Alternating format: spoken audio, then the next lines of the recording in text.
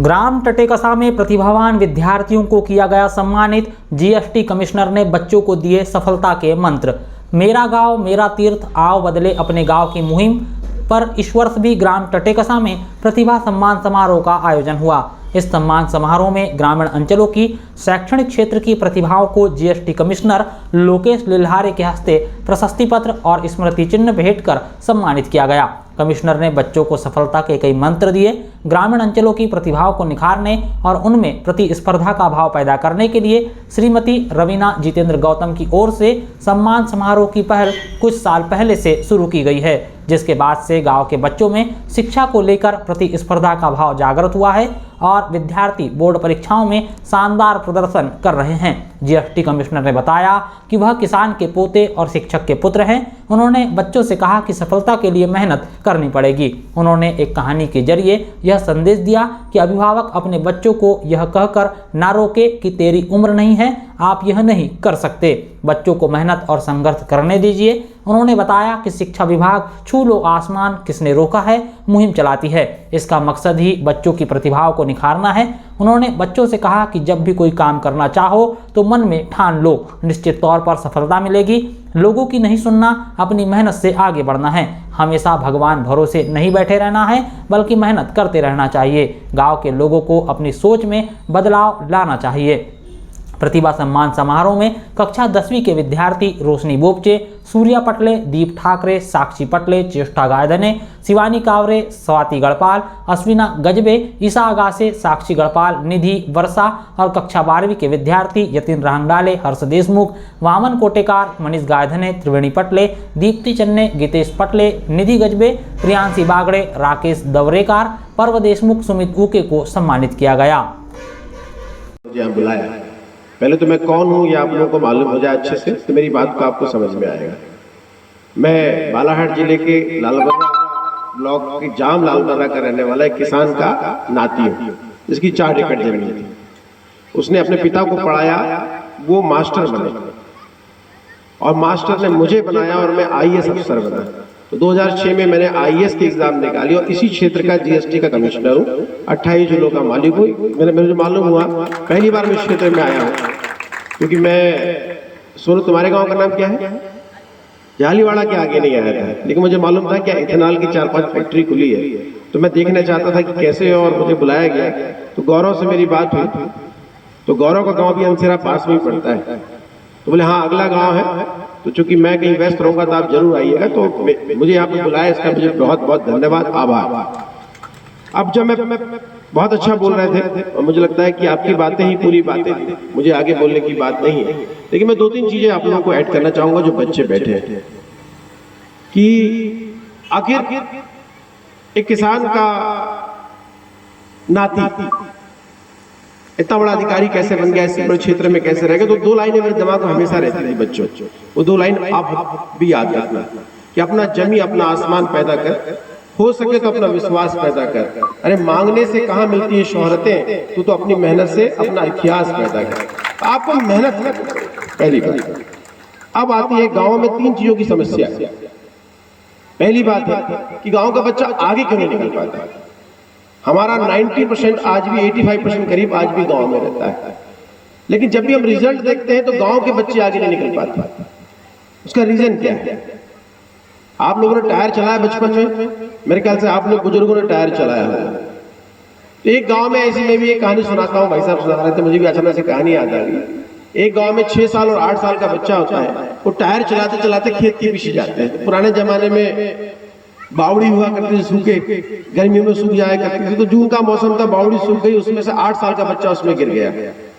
6 साल का बच्चे ने देखा कि चारों ओर कोई नहीं है। उसे मालूम है कि कुएं में किसी भी चीज को निकालना है तो रस्सी डालिए, बाल्टी डालिए और खींच लीजिए। तो रस्सी डालता, बाल्टी डालता और खींचता है। वो दोनों बाहर निकल आते हैं, दोनों के कपड़े गंदे जाते, एक नीचे गिर गया था और एक ने रस्सी से बाहर निकाला। इस प्रकार की पंचायत लगी होती है। जैसी पंचायत की तरफ आते हैं तो वहां लोग पूछते हैं कि क्या हो गया था, तो छोटा बच्चा पूरी कहानी सुनाता है। लेकिन उस कहानी को सुनकर कोई विश्वास नहीं करता कि एक 8 साल के बच्चे को सूखे कुएं से एक 6 साल का बच्चा बाहर निकाल सकता है। लेकिन वहां पे एक हमारे जैसे बुजुर्ग, जैसे मंच में बैठे हैं वैसे एक बुजुर्ग बैठे होते हैं, वो कहते नहीं ऐसा हो सकता है। तो पूरे गांव के लोग पूछते हैं कि ऐसा कैसे हो सकता है। तो वो गांव का व्यक्ति, वो बुजुर्ग व्यक्ति अपने अनुभव के आधार पर कहता है, क्योंकि उस सूखी बावड़ी में, सूखे कुएं में उस 6 साल के बच्चे को ये कहने वाला कोई नहीं था कि तेरी उम्र नहीं है, तू नहीं कर सकता। आधी चीजें हमारे पिता, हमारे परिवार, हमारा भाई, हमारी बहन, जब भी हम कुछ करने की बात करते हैं तो हमें पहली आवाज आती है कि तू नहीं कर सकता या तू नहीं कर सकती। बेटा आप में उद्यम है, आप में उद्यम है, आप में शक्ति है जिसके आधार पर आप किसी भी चीज को छू सकते हैं। हम लोग मुहिम चलाते हैं, छू लो आसमान, किसने रोका है? एजुकेशनल मुहिम है, हम उसमें कहते हैं कि पढ़ ले बेटा, बढ़ ले बेटा, किसने रोका है? अरे छू ले आसमान, किसने रोका है? तो छू लो आसमान, आपके पास वो ताकत जिससे आप जिंदगी में सफल हो सकोगे। पहली बात कि जब भी आपको कुछ करना हो तो ठान लो और कर जाओ, सोचना नहीं कौन क्या कहता है, इससे कोई बात नहीं है। हर पौधा जब भी आगे बढ़ता है, बहुत सारे संघर्षों को जीता है, तब आगे बढ़ता है। दूसरी बात, मैं आपको दूसरी कहानी सुनाता हूं कि पहली बात कि लोगों की नहीं सुनना, अपनी मेहनत को ताकत बनाना, आगे बढ़ना है। दूसरी बात कि असफलता के दूसरे कारण क्या है, गांव के लोग क्यों नहीं निकल पाते। मुझे एक और कहानी याद है, मैं उस कहानी से आप लोगों को बताना चाहता हूं कि एक गांव में बाढ़ आती है, नीचे के फ्लोर तक बाढ़ आती है। प्रशासन नाव भेजता है, सब लोगों को बाहर निकाला जाता है गांव से, लेकिन एक व्यक्ति होता है जिसे प्रशासन के लोग बुलाते हैं कि आ जाओ, और वो मना कर देता है कि नहीं मैं नहीं आऊंगा। बोले तुम आ क्यों नहीं रहे हो? बोले मैं भगवान की पूजा करता हूं, बाढ़ से मेरे भगवान मुझे बचाएंगे। बाढ़ और बढ़ जाती है, उसका 2 फ्लोर का घर रहता है, फर्स्ट फ्लोर तक आती है। प्रशासन स्टीमर भेजता है, उससे बोलते हैं भैया बाढ़ आ गई है, मर जाएगा, स्टीफर में आ जाओ। वो व्यक्ति कहता नहीं मैं तो भगवान की पूजा करता हूं, मेरे भगवान मुझे बचाएंगे। बाढ़ और बढ़ती है, छत तक आ जाती है।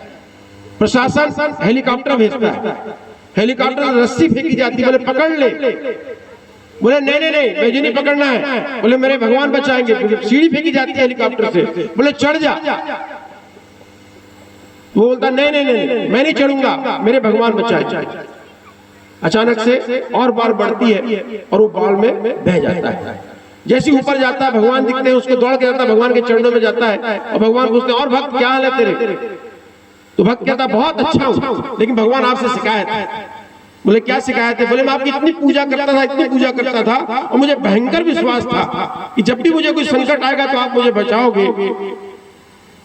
तो भगवान का जवाब सुनना, भगवान ने बोला कि देख बेटा, जब बाढ़ नीचे तक थी मैंने प्रशासन को नाव लेके भेजा, जब बाढ़ थोड़ी सी बढ़ गई मैंने स्टीमर लेके भेजा, जब बाढ़ छत तक आ गई मैंने हेलीकॉप्टर भेजा। तेरे बाप राज ने कभी हेलीकॉप्टर देखा था? बोला रस्सी फेंका, बोला पकड़ ले, सीढ़ी फेंका, बोला चढ़ जा। तू पकड़ना ही नहीं चाहता, तू अपने लक्ष्य पे चढ़ना ही नहीं चाहता, तो मैं क्या, मेरे जैसे हजारों भगवान आ जाएंगे ना तो तुझे बचा नहीं पाएगा।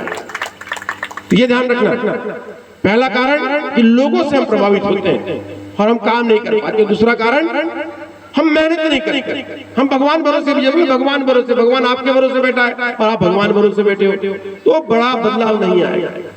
तो आपको मेहनत करनी पड़ेगी, आपको संघर्ष करना पड़ेगा, तो आप में बदलाव आएगा। कहते ना संघर्ष ना तकलीफ तो क्या मजा है जीने में। बड़े बड़े ख्वाब पूरे हो जाते हैं जब आग लगी हो सीने में। आग पैदा करोगे तो गांव हर की बात नहीं आएगी।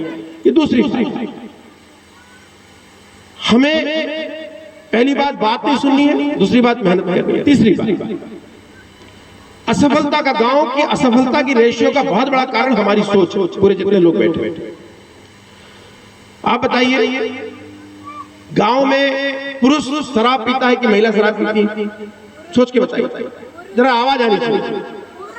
पुरुष। आप बताइए कि बीड़ी पुरुष पीता है कि महिला पीती है? सिगरेट पुरुष पीता है कि महिला पीती है? जुआ सट्टा पुरुष खेलता है कि महिला खेलती है? और 6 बजे के बाद कोई घर से नहीं निकलेगा, इसका रिस्ट्रिक्शन पुरुषों के पास है कि महिलाओं के पास?